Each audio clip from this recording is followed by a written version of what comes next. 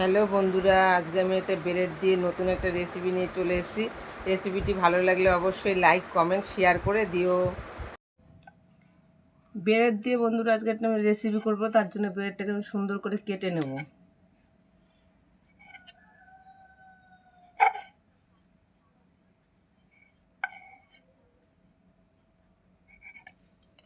সবগুলো ব্রেড আমি কেটে নেব। বন্ধুরা আমি একটা শিরা তৈরি করে নেব। শিরা তৈরি করার জন্য 2 চামচ চিনি দিয়ে দেবো।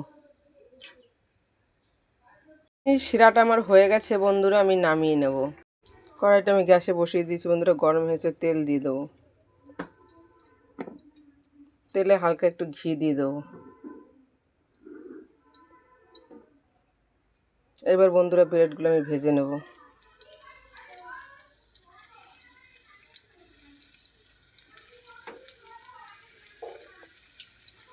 সবগুলো ব্রেড বন্ধুরা আমি এইভাবে ভেজে নেব। সবগুলো ব্রেড বন্ধুরা আমি এইভাবে ভেজে নেব। এবার কড়াই আমি লিকুইড দুধ দিয়ে দেবো।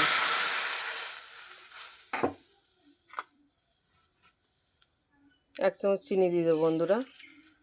এবার আমি একটা ক্ষীর বানিয়ে নেব। এবার রুটিগুলোকে সব আমি শিরার মধ্যে দিয়ে দেবো। শিরায় 5 মিনিট রেখে আমি তুলে নেব। ক্ষীরটা আমার হয়ে গেছে বন্ধুরা, আমি নামিয়ে নেব। সব ব্রেডে বন্ধুরা এইভাবে আমি ক্রিমটাকে লাগিয়ে নেব।